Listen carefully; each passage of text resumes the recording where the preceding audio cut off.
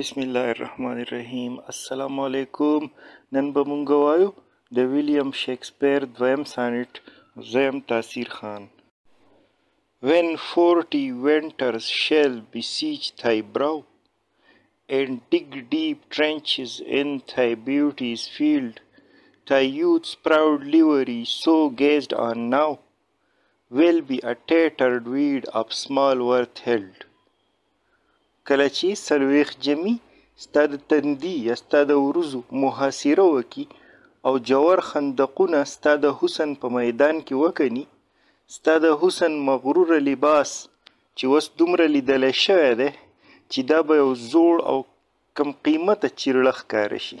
Then being asked where all thy beauty lies, where all the treasures of thy lusty days, to say within thine own deep sunken eyes were an all-eating shame and thriftless praise.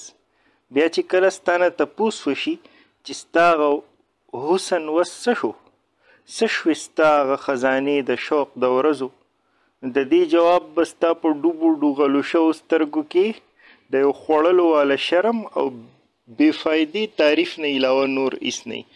مطلب شرم به د وسي چې لکه زه بوډا شوم او بېفایدې پریز بېفایدې تعریف هغه ده ته چې به ځان ښکلی ښکارېدو مخکې او خلکو به وله بېفایدې صفتونه د حسن کول، هغه به یې په سترګو کې نور به پکې هېڅ نه.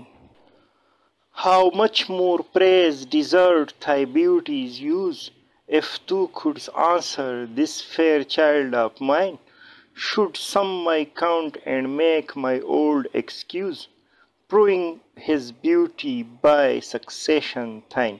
ستا حسن به څومره د نور تعریف حقدارو که ستا جواب دا وی چې زما د ښکلی ماشوم یعنی اولاد به زما خبره صفا کی او زما د بوډاوالي عذر به پیش کی، نو هغه به خپل حسن ستا میراث ثابت کړی هغې ماشوم.